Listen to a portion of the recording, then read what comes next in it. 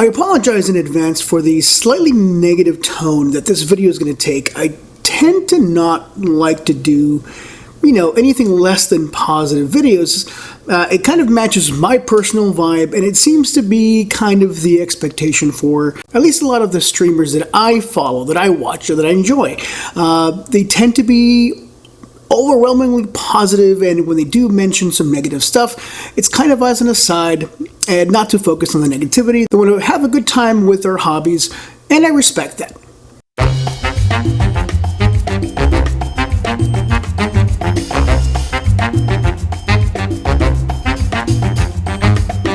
Let's talk about paint bleed. Talking specifically about Army Painter's Speedpaints. There's something about the formula that makes the paint bleed into layers that are on top of it. Now, this isn't necessarily a huge problem if you know what to expect and can plan ahead. If you want to avoid the paint bleed, you could strip the paint off the part that you're going to paint over to kind of eliminate the speed paint that's underneath, or you can add multiple coats perhaps to try to overwhelm the speed paint leakage or bleed through. And I know this is probably old hat.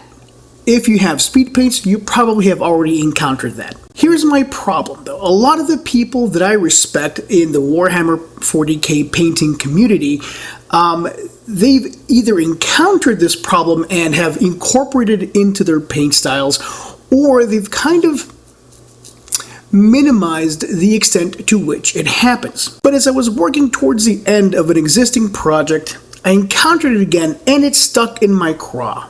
And I thought, you know what? We need somebody to show evidence that this in fact happens and that it can be a problem. Okay, so here's the story. I'm working on finishing up an Imperial Knights army. A couple weeks back, I bought the Combat Patrol, and I'm working on finishing up all the infantry units that are in that Combat Patrol. It's a cool kit. I'm enjoying it so far.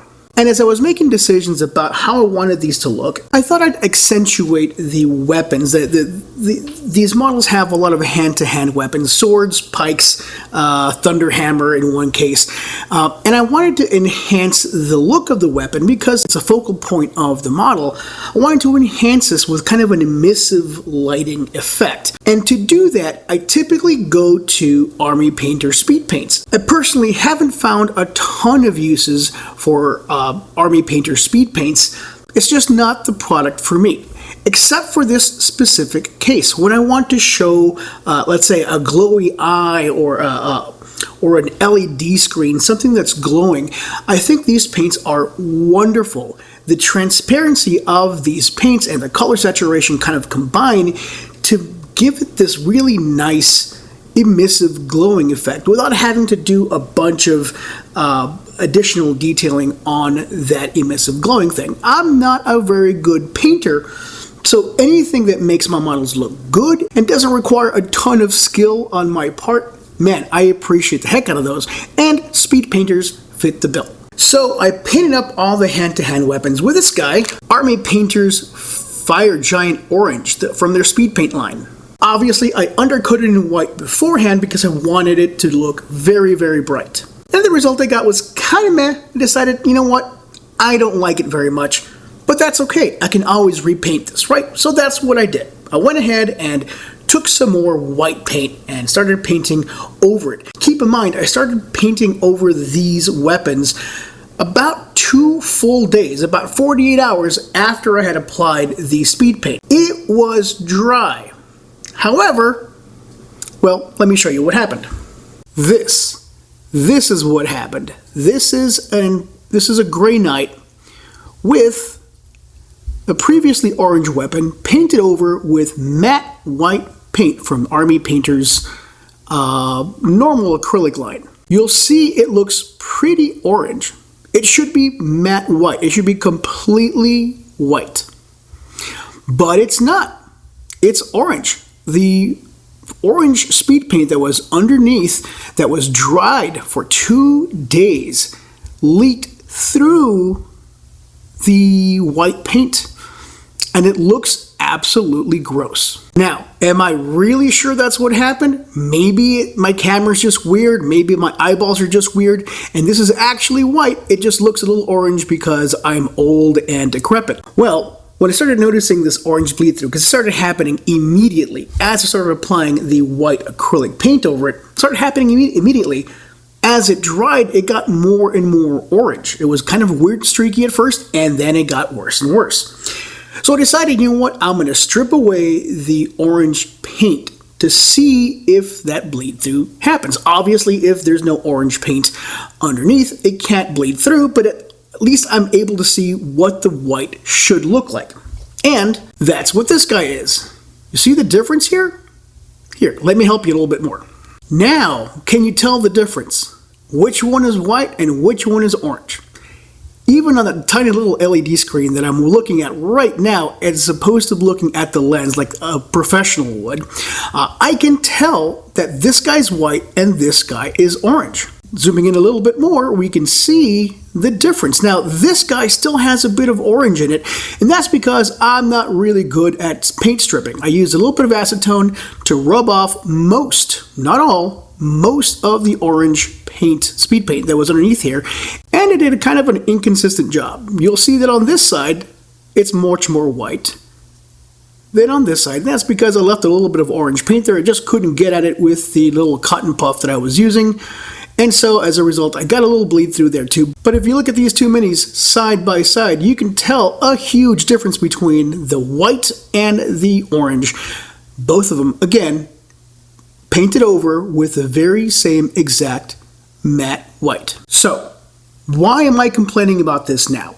Army Painter Speedpaints have been out for a while. I even put out a video when I first got my paints, and I was super excited about them, and I found that they weren't for me.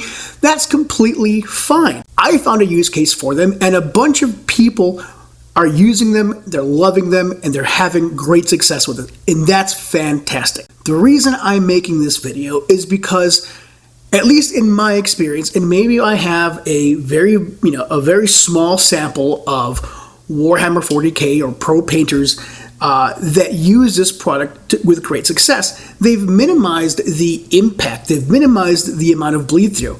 Some of them have even said, hey, look, I've heard that this happens. It's never happened to me. So, no big deal. Well, it's kind of a big deal. I am not a pro painter, and maybe that's the difference. Maybe if you're a pro painter, somehow you figured out a way to avoid this trap. But this paint line isn't really marketed towards pro painters. It's not like, hey, get some oil paints or try some watercolors on your plastic models. That's not what this is about. The speed paints and the contrast paints and, a bunch of other companies are having similar products, kind of the transparent, kind of ink-looking kind of paint line. The idea is that you get quick results, they look good, and it's easy. Well, it's not easy. Speed paints from Army Painter are kind of a struggle bus. I am sorry. I love Army Painter. I love most of their products. This was not for me. And in fact, I've made peace with the speed painting. I found a niche that these paints can fill. In fact, I ordered a couple more colors that I didn't have because I love the way they look when I apply them in a very specific way. But this idea that it doesn't happen, or this idea that it's not a big deal, it just really bothers me. And I don't know why it's happening. And honestly, that's all this video is about. I just wanted to show people I'm not crazy. The paint bleed, it happens. Is it an issue?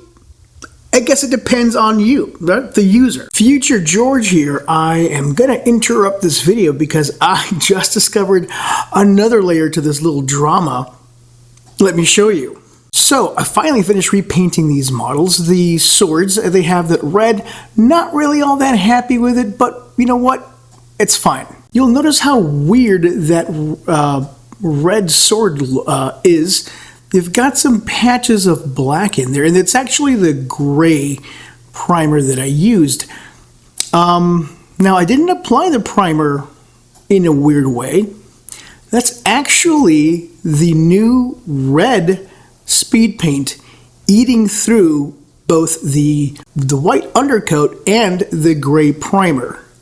Look at that. And if that wasn't bad enough, I wanted to show you something else. As my finishing touch for a lot of these models that have emissive light, I usually go in after the matte varnish step, which is one of the last steps, and I give it a coat of gloss varnish because I want those emissive lights to have that specular reflective effect. Basically, I want them to be glossy, but selectively so, just on those emissive areas. I use Army Painter's gloss varnish. You probably have a product that you like to use. I imagine they're all about the same. However, this blew my mind. You see the gloss varnish there? If you look carefully, you can kind of see that it has an orange tint. It doesn't normally have an orange tint. The red speed paint is eating through, not just down, right, the white undercoat and the gray primer. It's actually eating up. This is at least 24 hours dry, and I added a coat of matte varnish. The red speed paint is eating through the varnish to get into the gloss varnish is on this brush, so when I reapply to the brush, it's leaving behind red speed paint in my gloss. It's ridiculous. Maybe this was the look you were going for. Fantastic! Army Painter Speedpaints will get you there. But if you want to be able to apply paints over speed paints and you're not a pro, you're going to have a bad time.